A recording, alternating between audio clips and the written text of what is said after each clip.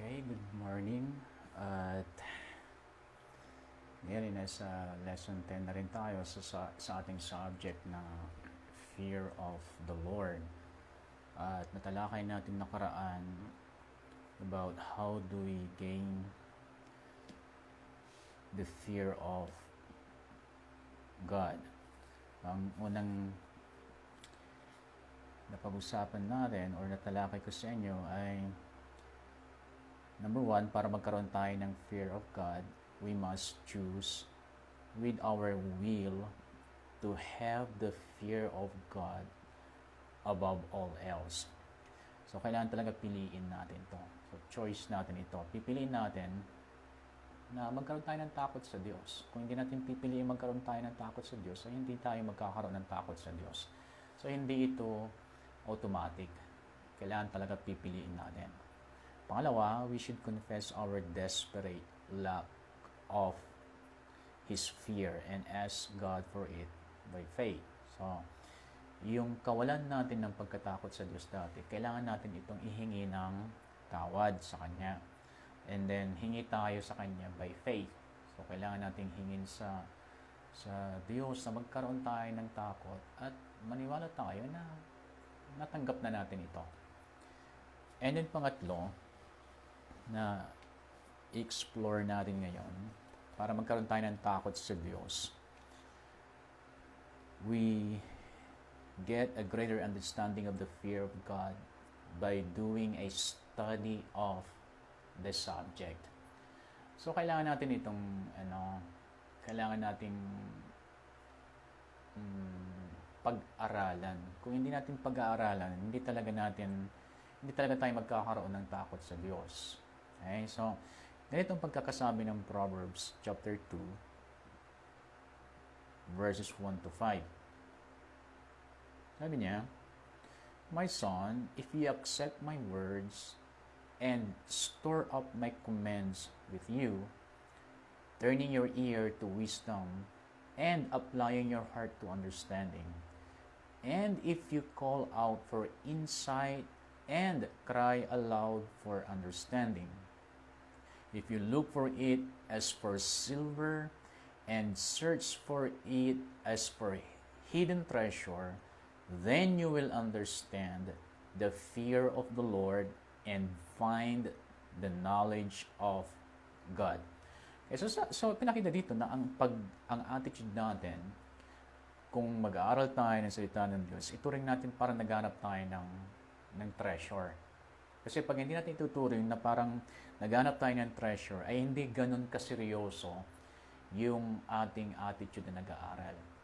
Iba yung kaisipan ng isang naghanap lang ng walang kwentang bagay o bagay na hindi gaanong mahalaga kumpara sa isang taong naghanap ng talagang kayamanan. So kung ganun yung attitude natin na naghanap o nag-search sa salita ng Diyos, ang sabi niya dito, you will understand the fear of the Lord. Kaya nga, yung binasa ko kanina, we get a greater understanding of the fear of God by doing a study. So we need to study. Kapag hindi natin pag-aaralan, hindi tayo magkakaroon ng takot sa Diyos. Psalms 112 verse 1, sabi niya, "Praise the Lord, blessed is the man who fears the Lord, who finds great delight in His commands." So, kailangan talaga ay magkaroon tayo ng galak sa pag-aaral ng salita ng Diyos. Hindi lang basta nag-aaral, hindi lang basta nagbabasa, hindi lang basta nagsasaliksik, kundi nagagalak natin itong gawin. Kapag ganoon yung ating style sa pag-aaral, pagsasaliksik ng salita ng Diyos, then we will understand the fear of the Lord. So, paano natin gagawin ito na pag-aaralan yung subject na ito about the fear of the Lord? So, syempre, isang paraan yung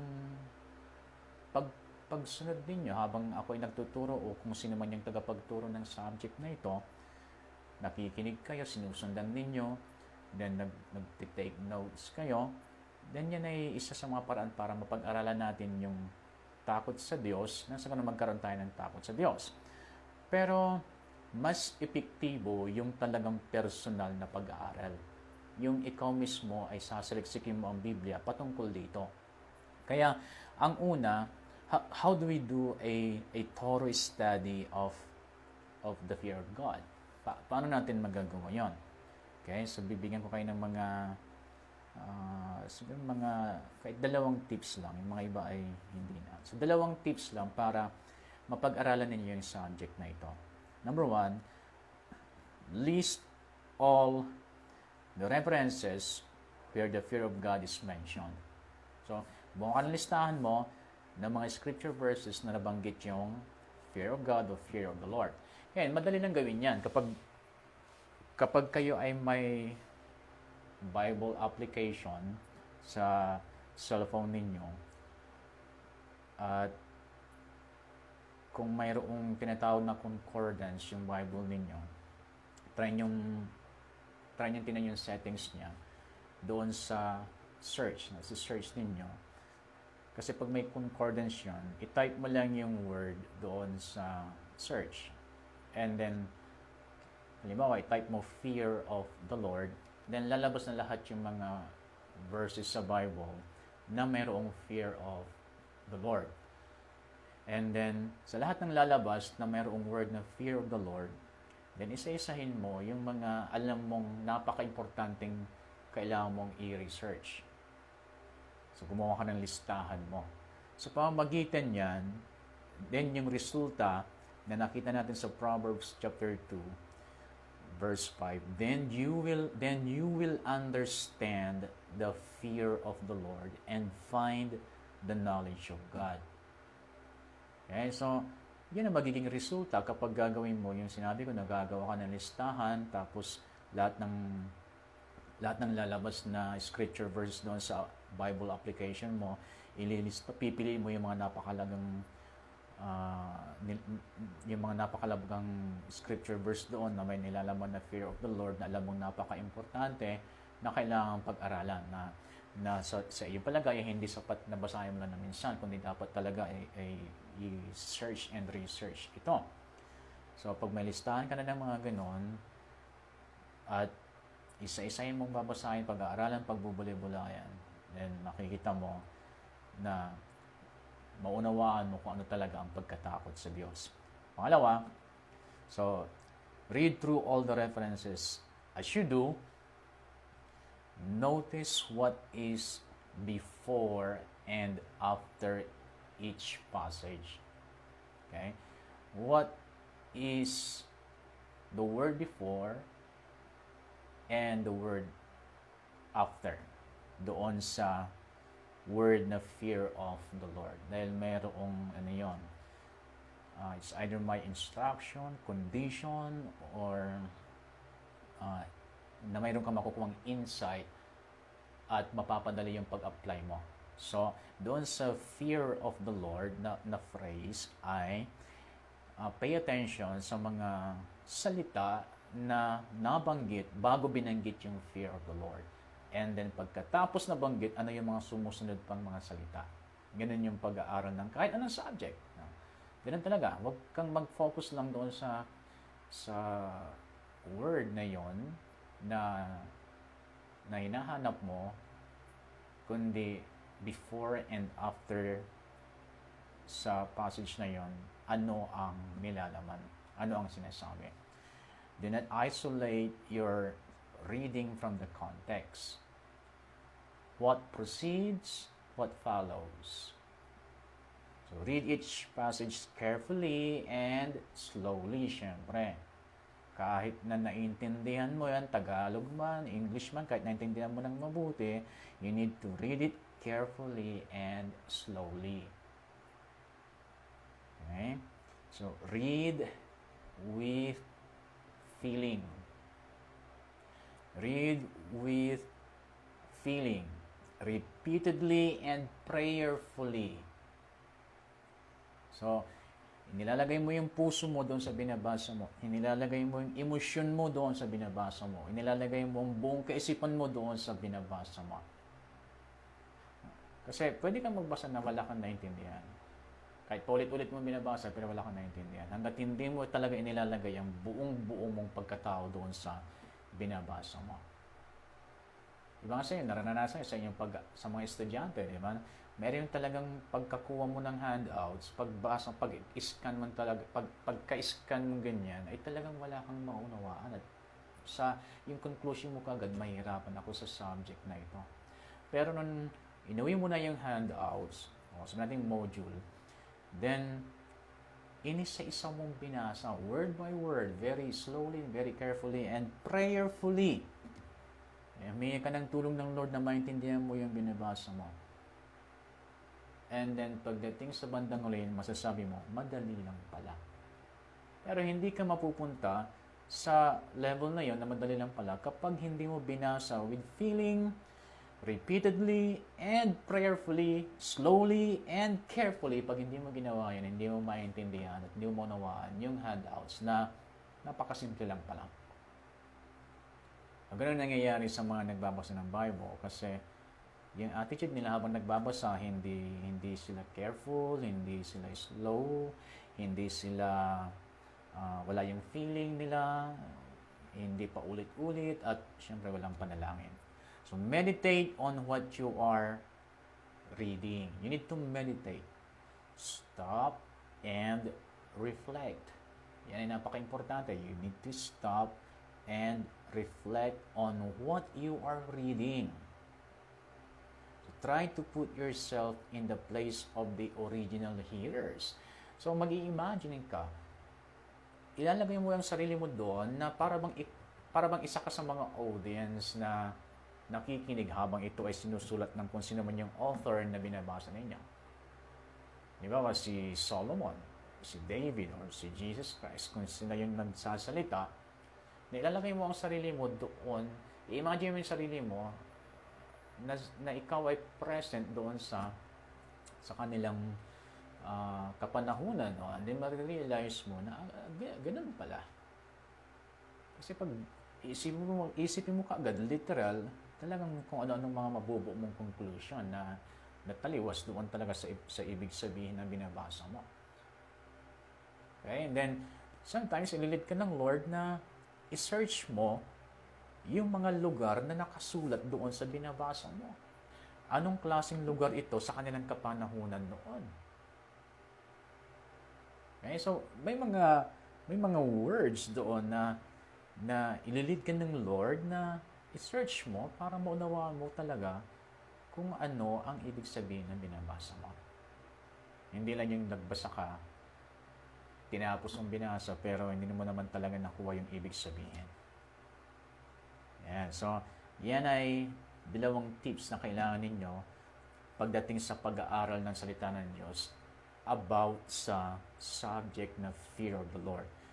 Listahan ng mga scripture verses na mayroong nakasulat na fear of God or fear of the Lord, and then basahin ng tama ang iyong attitude.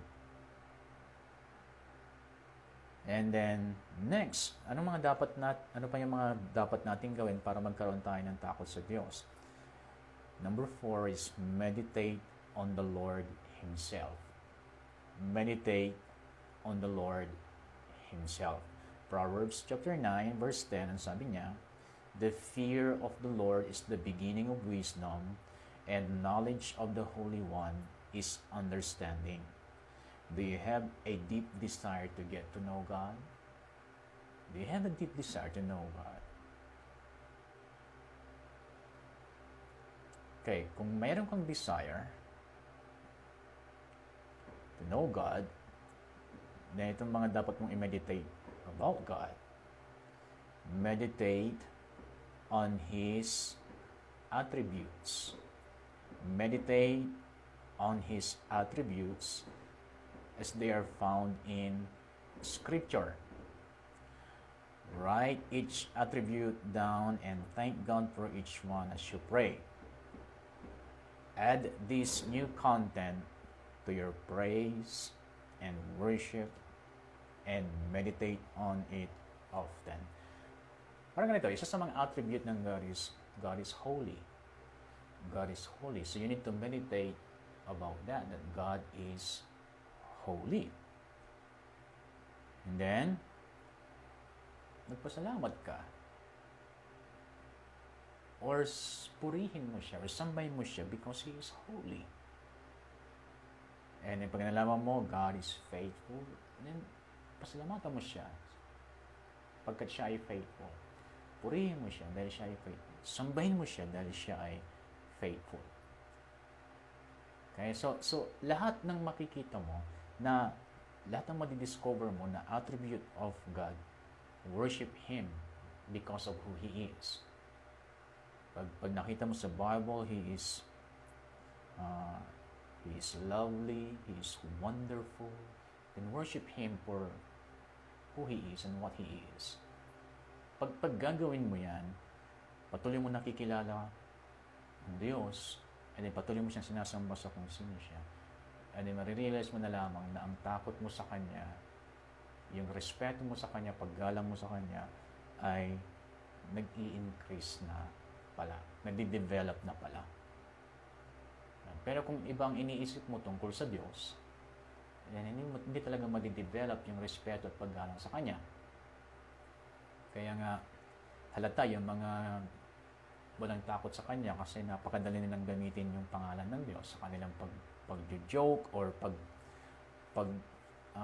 pag-insert doon sa mga biruan, pag-insert doon sa mga conversation na walang kwenta, isinisingit ang pangalan ng Panginoon. So, ang mga ganun ay pagpapakita na hindi pa talaga na-develop yung pagkatakot sa Diyos, yung respeto sa Diyos. Another is meditate on the miracles of the Lord, both past and present. If you will meditate on the miracles that the Lord has performed, marirealize mo yan. May connection yon sa pag-develop ng pagkatakot mo sa Kanya.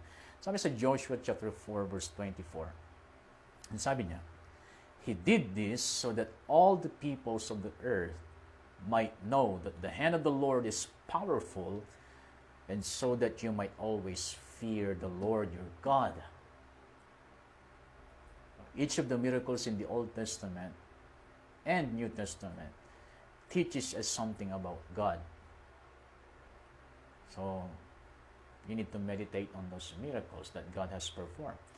Pagka i-meditate mo yung paano dineliver ng God ang mga Israelites sa Egypt, sa bawat miracle na ginawa ng Diyos through Moses, ay nakakatulong yun para magkaroon tayo ng mataas na respeto at paggalang sa Diyos. Yung miracle na pinerform ng God through Daniel, through Joseph, through Elijah, through Elisha, yung mga miracles na yan kapag minimeditate natin, then nakakatulong yun sa pag-develop ng pagkakaroon ng tunay na pagkatakot sa ating Diyos. Another is meditate on descriptions of the Lord in His glorified state. Sino si Jesus Christ ngayon? Kasi marami sa mga believers na ang kanilang nasa isip pa ay yung paghihirap ni Jesus Christ. Napaka-importante yun. To remember yung kanyang sufferings. Lalo siyempre pag tayo ay nagko-communion. At lalo kung alam mo na wala ka sa kanyang kalooban, then you need to meditate on His sufferings. Pero kung doon tayo nagtatapos, pag meditate natin ng kanyang sufferings, kulang. Kasi nag-ascend na siya nag-glorified na siya Nandun siya sa throne. Sino siya ngayon?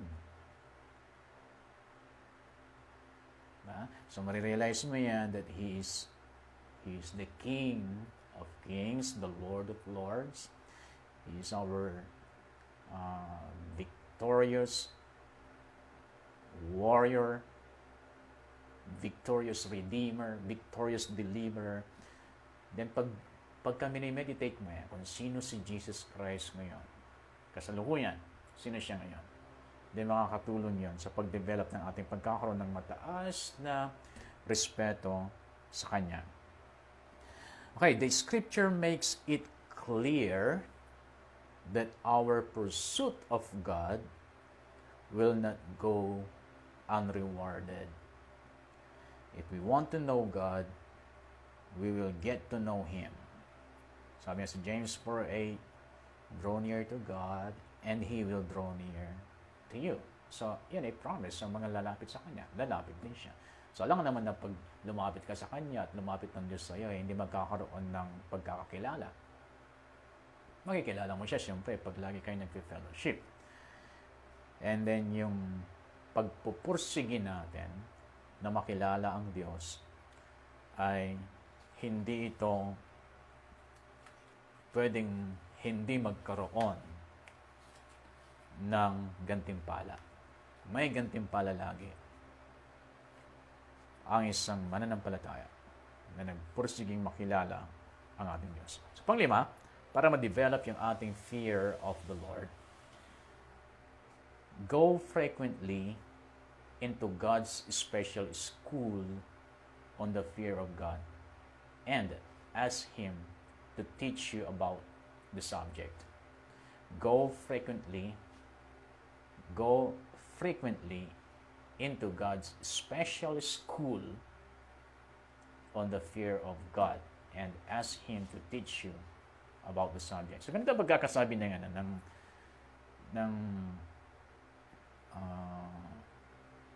Psalms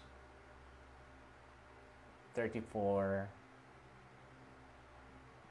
verse 11. Tingnan natin Psalms 34 verse 11.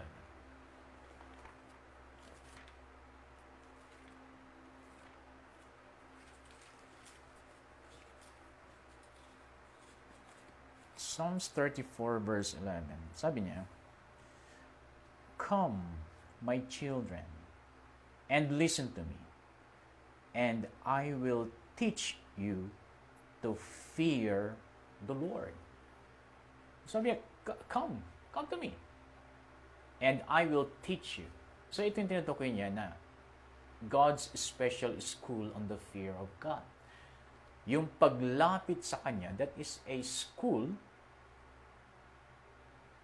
on the fear of God. Kasi sabi niya, "Come, my children, listen to me, and I will teach you the fear of the Lord." So, si Lord mismo ang magtuturo. Si Lord mismo ang tagapagturo na magkaroon tayo ng takot sa Kanya.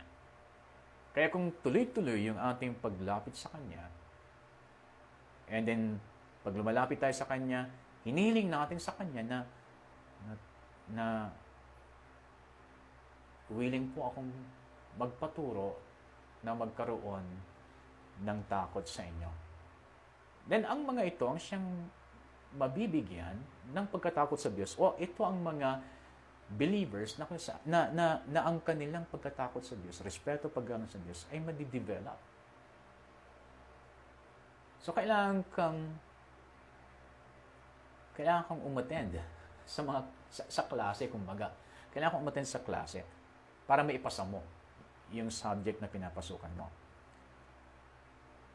So, para magkaroon ka ng fear of God, then, pumasok ka sa Kanya. Pasukan mo yung subject mo sa Kanya.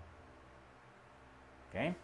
So, ngayon, tingnan naman natin yung mga evidence. The evidence of the fear of the Lord is outlined in the following verses. Kahit na ibigay ko na sa inyo, then pwede yung isulat ulit para reference lang. The evidence of the fear of the Lord is outlined in the following verses. Number 1 is Psalms 34, verse 11 to 13. Psalms 34, verses 11 to 13. Pangalawa, Psalms 86, verse 11. Psalms 86:11. The next is Psalms 36, verses 1 to 4. Psalms 36, verses 1 to 4. And next is Proverbs 8:13. Proverbs 8:13. Kasi una, the evidence. So, basahin niyo na lang yung mga scripture verses na ito. At yung mga sasabihin ko sa inyo ay makikita niyo nandiyan lahat. Una, na ebidensya ng pagkakaroon ng pagkatakot sa Diyos. Una is, tongue is controlled. Yung dila ay nakukontrol. Kaya nga sabi sa Psalm 34 verse 13 and 14, sabi niya, keep your tongue from evil and your lips from speaking lies. Turn from evil and do good. Seek peace and pursue it. Psalms 86 verse 11, give me an undivided heart and I may fear your name. So, ang pinaka-una ayon sa mga verses na ito ay kapag isang tao na-develop ang kanyang pagkatakot sa Diyos, natututunan niyang magpigil o pigilan ang kanyang dila na magsabi ng mga maling salita. Pag walang takot sa Diyos, ang isang tao, walang kontrol sa kanyang dila. Basta't nagsalita, nakapagsalita, okay na. Okay lang kung ano yung nasabi niya, kung masama o mali, basta't sabi ko na, bahala na. So, kapag may takot ka sa Diyos, natututunan mong i-control ang iyong dila. Yan ang unang ebidensya. The fear of the Lord will be obvious in what we say, the manner in which we control our tongues. The one who has the fear of the Lord is described again in Proverbs 8:13. To fear the Lord is to hate evil. I hate pride and arrogance, evil behavior, and perverse speech. I hate perverse speech, sabi niya. In contrast, the one who has no fear is described in Psalms 36 verse 3. The words of his mouth are wicked and deceitful. Yan ang mga walang takot sa Diyos. The words of their mouth are wicked and deceitful. The Lord can control the tongue, which no man can tame, by emptying our hearts of evil, because He helps us to hate it and filling our heart with godly input. He also controls our tongues by answering our continued prayers for complete devotion to Him. Give me an undivided heart that I may fear your name. Pangalawa, na evidence, kapag ang isang tao na sa kanya ang fear of the Lord, is honesty. Honesty. Proverbs 34:13, sabi niya, your lips from speaking lies. Yung nabanggit niyang sa phrase na, your lips from speaking lies. Okay? So, kapag may takot ka sa Diyos, na pipigilan mo, hindi lang basta napipigilan, kundi naturally, nag-flow yung honesty sa buhay mo. If we don't have the fear of the Lord, it will be obvious by the lies we tell. The words of his mouth, the one who does not fear the Lord, are wicked and deceitful. If we have the fear of the Lord, we will be honest, but wise in our responses to others. So, tapat ang isang taong may takot sa Diyos, sinungaling ang isang taong walang takot sa Diyos. Pag may takot, tapat. Kapag walang takot, sinungaling. Number 3 evidence is avoidance of evil. Psalms 34 verse 14, turn from evil. Remember, the fear of the Lord means we hate sin. To fear the Lord is to hate evil. I hate pride and arrogance, evil behavior, and perverse speech. And then, another evidence na meron tayong fear of the Lord is service. Spiritual service. Good works. Okay? Proverbs 34:14, sabi niya, do good. Do good. The fear of the Lord should be the motivation for all service and good deeds. Okay? So, naglilingkod yan. Naglilingkod. Gumagawa ng mabuti yan kapag mayroon siyang takot sa Diyos. Next is, be a peace seeker and peace maker. Ayaw niya na na-involve siya sa gulo. Ayaw niya na may away sa kanyang presensya. So, nagiging peacemaker siya. Ayaw niya na hindi maayos ang kanyang relationship sa ibang tao. Seek peace and pursue it. So, Psalms 34 verse 14. The fear of the Lord should be the motivation, or the fear of the Lord brings wisdom, and wisdom is peaceable. Ang isang tao marunong, naghanap yan ng kapayapaan.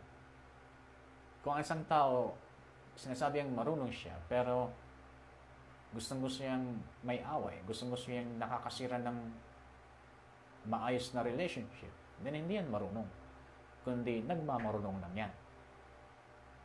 Ang sinumang taong marunong, ayaw niya ng gulo.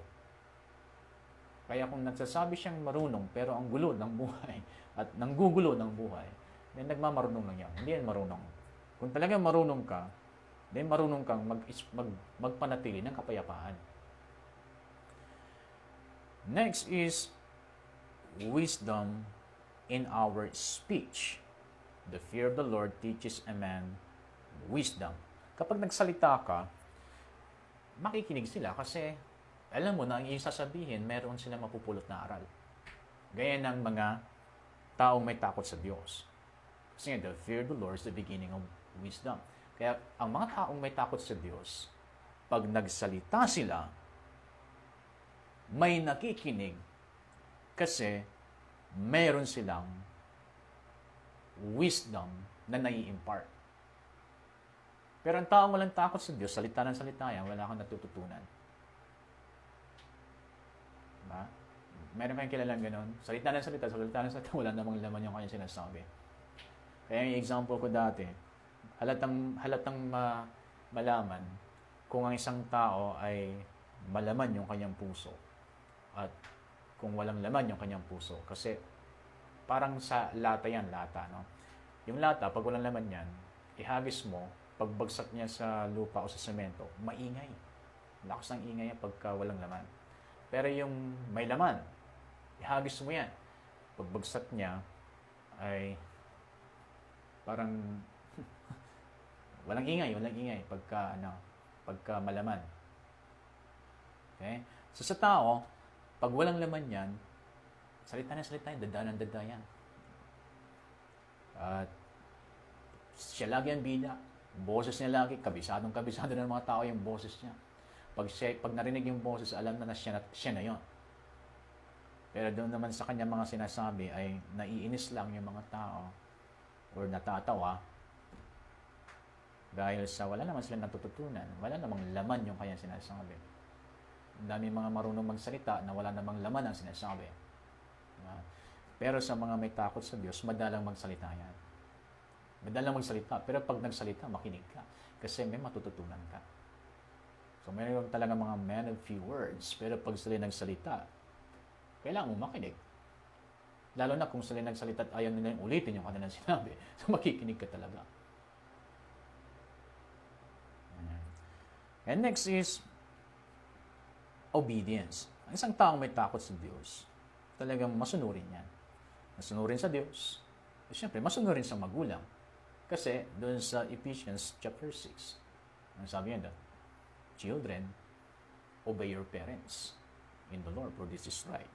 And ito lang yung may kalakip na pangako na commandment ng God.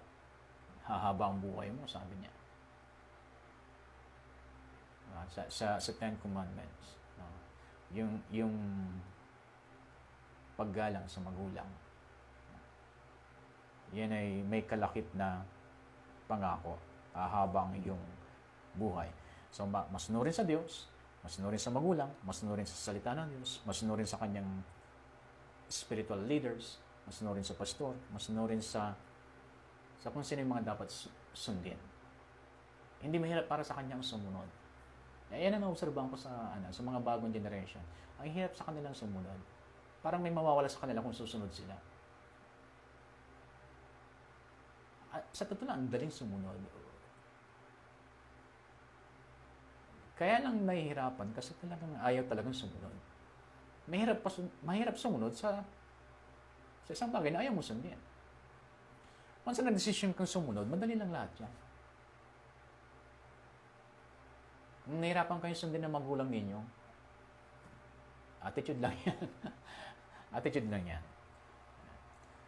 And then humility, makikita mo sa kanya may pagpapakumbaba. Minsan, makita mo, pag sinagsalita with authority, dahil siguro sa time na yan, meron siyang may anointing sa kanya na sabihin yun with authority. So, babakapan siya ng Holy Spirit with anointing. So, pag nagsalita siya, may boldness, may authority, pero hindi mo ramdam na siya nagmamayabang. Hindi mo ramdam yung yabang sa kanya.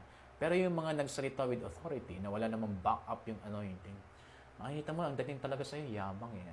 Nayayabangan ka lang. Yan. So, ganun yung mga walang takot sa Diyos. Pag nagsalita sila, imbis na mabibless ka, wala eh, kasi nayayabangan ka lang doon sa kanyang sinasabi. So, kahit na mapagpakumbaba yung kanyang pagsasabi, ramdam mo talaga na hindi pagpapakumbaba. Parang pa-humble effect lang niya, pero sa totoo lang ay nagmamataas siya. Meron siyang gustong itaas talaga. It's either sarili niya or yung church niya or basta hindi ang Diyos. Mararamdaman mo na hindi ang Diyos. At mararamdaman mo sa kanya na meron siyang pinagmamalaki. The way na magsalita, the way na yung style niya, basta yung style niya, alam mo yung nagsasalita ng may authority because of the anointing. At yung may authority dahil sa mayabang. Yan, ramdam mo yan. At yung mga talagang may takot sa Diyos, pag nagsalita yan, sa akin ang style ko, pag nag-preach ako, talagang nandun yung tapang. Pero pagkakausap siya naman ako, hindi naman ganoon ako katapang pagkausap niya ako personal. At naintindihan niyo naman yun. Yung mga nakakausap ko ng personal, alam niyo naman kung paano ako magsalita. Iba yung aking style sa pagtuturo, pagpipreach, kumpara sa kung paano ko kayo kausapin ng individual. So dapat ganun tayo. Dapat hindi natin dalhin yung pulpito pag kinakausap natin ng isang tao. Kasi doon sa pulpito, matapang tayo doon, dahil nandun yung authority ng Lord. Na ibinaback up niya kasi salita nga niya yung ipinipreach. So kailangan nandoon yung kanyang authority, nandoon yung kanyang anointing, nandoon yung boldness dapat na i-preach. Pero hindi mo pwedeng gawin yan kapag kausap mo na ang isang tao sa personal. Dapat mo talagang iparamdam sa kanya yung kababaan ng loob. Kaya please lang, matuto tayong gumamit ng po at opo. Ako, kahit na panganay ako, nare-recognize ko lagi yung kung halimbawa sila ay professionals or sila ay ministers din na alam mong medyo malaki-laki na rin yung kanilang gawain kahit bata pa. Kailangan po tayo talagang gumamit ng po. Ako kahit mas bata sa akin at alam kong ginagamitan pa rin ng po at opo. Pag kayo ay pumunta sa isang opisina ng gobyerno at ang nagkataon nakakausap sa inyo ay bata kaysa sa inyo, kahit na bata kaysa sa inyo, huwag niyong gumamit pa rin kayo ng po at opo. Hindi tayo kasi ibang lahi. Sa ibang lahi, wala yung po at opo. Pero sa atin, yung po at opo ay pagpapakita ng paggalang at pagpapakumbaba. Kaya ibig sabihin, pag hindi ka gumamit ng po at opo, wala kang galang. At hindi ka mapagpakumbaba. Tinuturing mong mas mataas ka lagi kaysa doon sa kausap mo. Ngayon, kung Amerikano ka sana, kahit hindi mo nang gamitin yung po at opo. Pag nagtagalog ka at Amerikano ka, kahit wala na yung po at opo. Pero Pilipino ka kasi. Kahit na anong gawin mo, Pilipino ka. Kahit maging American citizen ka pa, Pilipino ka pa rin. Kaya dapat hindi nawawala yung po at opo. Ulitin ko, ito ay pagpapakita ng paggalang at pagpapakumbaba. At hindi mahirap na gawin yan kapag ikaw ay may takot sa Diyos.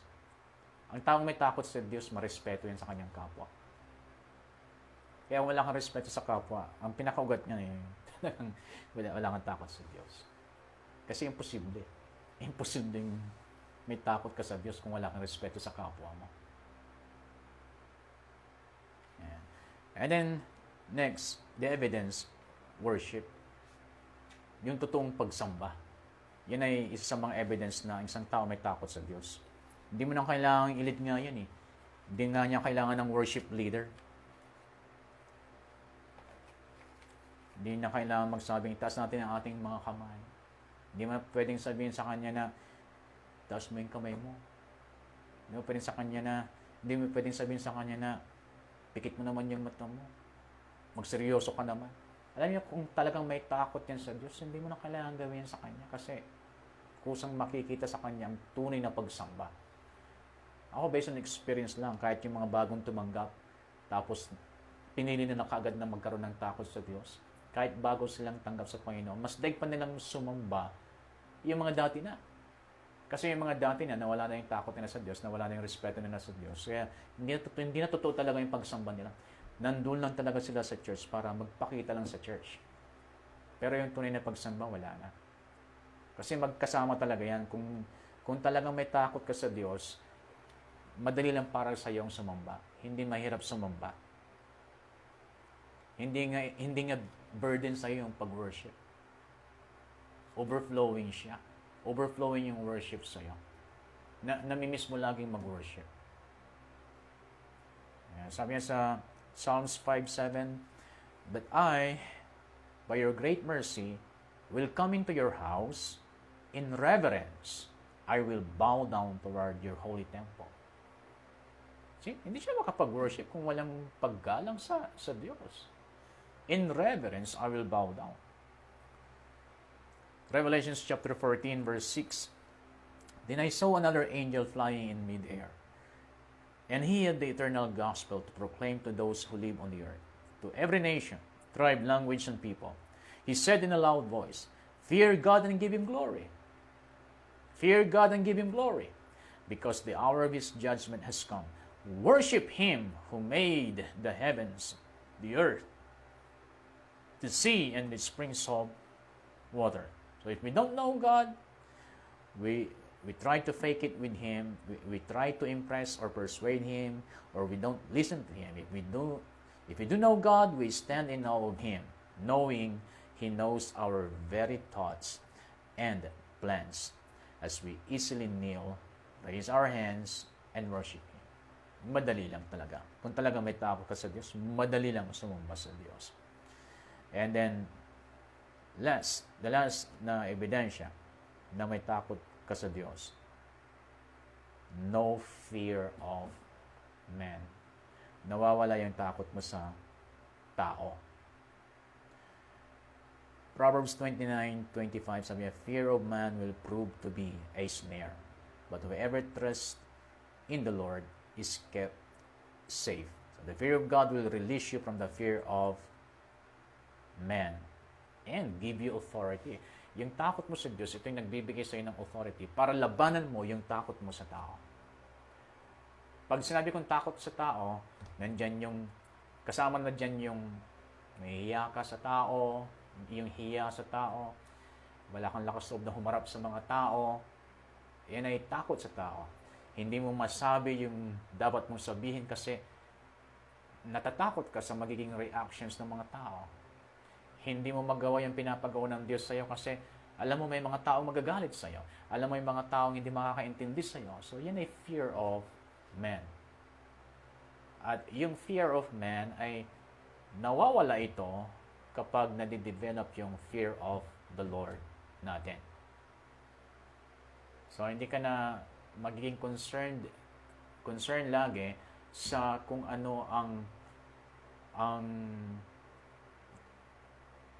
reactions ng mga tao sa'yo, kung sila ay magagalit sa'yo, kung sila ay maiinis, kung hindi ka nila maiintindihan, hindi ka nila maunawaan, mamimisinterpret ka nila, hindi ka na magiging concerned sa mga ganyan. Pag ang iyong takot sa Diyos ay na-develop. Okay, so may 5 minutes pa tayo. Then, galawin natin itong benefits. The benefits to a person kapag nag-start siyang lumago sa pagkatakot sa Diyos. Number 1, ito yung mga pakinabang ng pagkakaroon ng takot sa Diyos o pag-develop, paglago natin sa pagkatakot natin sa Diyos. Unang-una, there will be benefits for your family. Makikinabang dito ang pamilya mo. Sabi nga dito sa Proverbs 14:26, He who fears the Lord has a secure fortress, and for his children it will be a refuge. Kalahin mo, yung mga anak daw natin magiging sandalan at magiging kublihan, magiging protection nila yung pagkakaroon natin ng takot sa Diyos.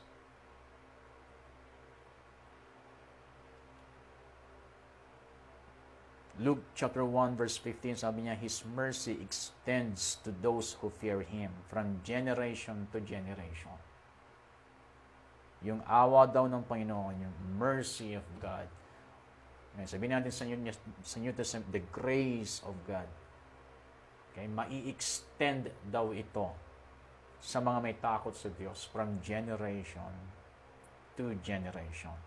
So that's the first benefit ng pagkakaroon ng takot sa Diyos. Pangalawa, there will be honor for the woman and men who fear the Lord. Proverbs 31:13, sabi niya, Charm is deceptive, and beauty is fleeting, but a woman who fears the Lord is to be praised.